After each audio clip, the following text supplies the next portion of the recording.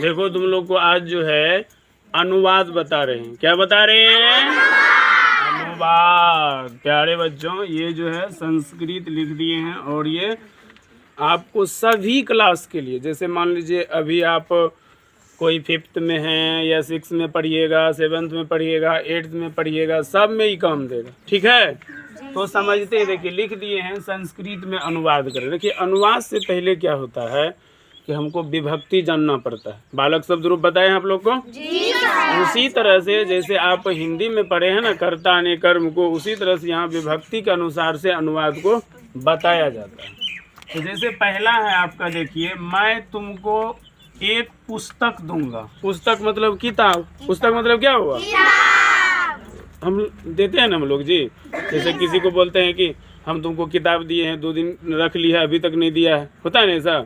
तो इसका मैंने बनाया, यहाँ पर देखो बनाए हैं अहम। अहम मतलब होता है मैं।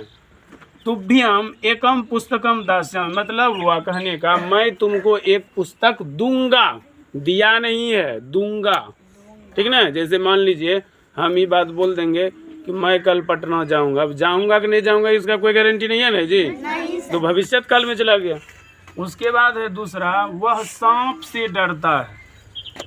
सांप से तो सब कोई डरता है जी सर। नहीं डरता है जी, तो यहाँ पर देखिए बनाए हैं सह सर्पात विभेति। क्या बनाए हैं?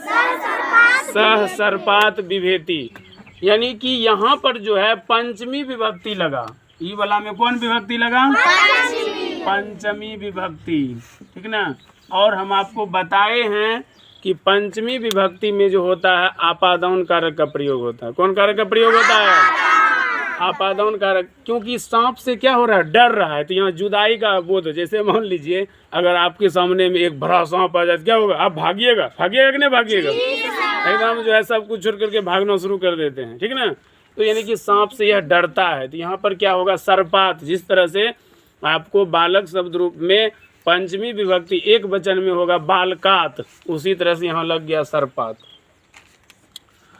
आगे बढ़ते हैं। इसी के दौर में विद्वान सब जगह पूजे जाते हैं। अब समझने की बात है, जैसे देखिए कि जो पढ़े लिखे लोग होते हैं, विद्वान मतलब क्या हुआ? जो ज्ञानी आदमी होते हैं, पढ़े लिखे लोग होते हैं, उनको जो है हर जगह सम्मान मिलता है। पूजा होने का मतलब क्या हुआ? हर जगह उसको क्या होता है? सम्मान मिलता है। अगर आप पढ़े लिखे आपके दरवाजे पे कोई जाएगा तो क्या होगा? आप कहिएगा आइए बैठिए, उसको पानी दीजिएगा, चाय दीजिएगा, नाश्ता दीजिएगा। ठीक ना। तो इसीलिए कह रहा है विद्वान जो होते हैं, जो विद्वान व्यक्ति होते हैं, उसकी पूजा सब जगह होती है। इसका कैसे बनाए हैं? यहाँ पर देखिए विद्वान से सर्वत्र पूज्यते, यानी कि विद्वान की सभी जगह पूजा होती है, चाहे देश में हो विदेश में हो, जो है ना। उसी तरह से जैसे मान लो कोई आदमी कहता हम राजा हैं, तो राजा का सम्मान राज्य भर ही होता है जहाँ तक उसका राज्य है। जैसे मान लो अभी बिहार के मुख्यमंत्री नीतीश कुमार है। कौन है? नीतीश कुमार है। तो उसका सम्मान, ज़्यादा सम्मान कहाँ तक होगा? बिहार की राजधानी पटना, जो बिहार में 38 जिला है, वहाँ तक ज़्यादा लोग उसका सम्मान करेगा। फिर वही यूपी चले जाएंगे, उतना सम्मान नहीं होगा, क्योंकि यूपी के मुख्यमंत्री कौन है? योगी आदित्यनाथ। उसी तरह से लेकिन एक विद्वान आदमी जो है, पढ़े लिखे लोग जो हैं, तो उसका हर जगह सम्मान होता है। दुनिया के कोनों कोना में चल जाएगा तो उसका सम्मान होता है। इसीलिए कहता है शिक्षा जरूरी है, सबसे ज़्यादा इम्पोर्टेंट है शिक्षा। आगे बढ़ते हैं। गांव के चारों ओर वृक्ष है। ठीक ना। एगो होता है और एगो होता है और, वृक्ष है। ठीक ना। गांव, सबका गांव होता है अपना अपना। यहाँ कह रहा है गांव के चारों ओर वृक्ष हैं। तो देखिए बनाए हैं यहाँ पर ग्रामम परितः वृक्षा संति, यानी कि परितः मतलब होता है चारों ओर। परितः मतलब क्या होता है? उभयतः मतलब दोनों ओर। उभयतः मतलब दोनों ओर। और सर्वत्र मतलब होता है सभी ओर। ठीक ना। यहाँ ग्रामम परितः वृक्षा संति, यानी कि गांव के चारों ओर वृक्ष है। आगे बढ़ते हैं। मुझे संस्कृत अच्छा लगता है। इसका जो है अनुवाद बनाना है। जैसे मान लीजिए कितना स्टूडेंट्स बोलते हैं कि मुझे जो है संस्कृत भारी लगता है, कोई बोलता है मुझे जो है गणित भारी लगता है, कितना बोलेगा कि संस्कृत जो है ना बहुत कठिन भाषा है, पढ़ने में नहीं बनता है। ठीक ना। यहाँ पर कह रहा है मुझे संस्कृत अच्छा लगता है। इसको बनाए हैं मह्यम संस्कृतम रोचते। मह्यम संस्कृतम रोचते।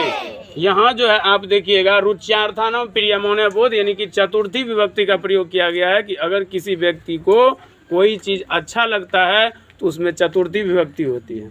जैसे कोई आदमी कहेगा मुझे रसगुल्ला अच्छा लगता है, ठीक है, कोई कहेगा कि मुझे लड्डू अच्छा लगता है, कोई कहेगा मुझे मिठाई अच्छा लगता है, कोई कहता है दही अच्छा लगता है। सबको अपना अपना पसंद होता है ना जी। चलिए आगे बढ़ते हैं। वृक्ष से पत्ते गिरते हैं, वृक्ष से पत्ते गिरते हैं। अब देखिए यहाँ भी जुदा का बोध हो रहा है। पत्ता टूट करके, एक दिन बताए थे ना, पत्ता टूट करके नीचे आ रहा है तो क्या हुआ, वृक्ष से पत्ते गिरते हैं। अर्थात यहाँ भी जो है पंचमी विभक्ति आपादान कारक, वृक्षात पत्राणि पतंती, वृक्षात पत्राणि पतंती। और अंतिम है आपका अशोक प्रतापी राजा था। अशोक के समय में चर्चा में था, अशोक जो था बहुत अच्छा राजा था। तो यहाँ पर देखिए अशोक प्रतापी राजा आसीत। अगर हम संस्कृत में कुछ चीज़ों का अगर यहाँ पे राजा का निरूपा भी लिख सकते थे, लेकिन राजा का रजे छोड़ दिए, उसमें कोई दिक्कत नहीं है, गलती नहीं है। तो ये था आपका आज का संस्कृत में कुछ अनुवाद बताए। प्रतापी मतलब होता है जो विख्यात है, जो अच्छा काम किया है। ठीक है, धन्यवाद।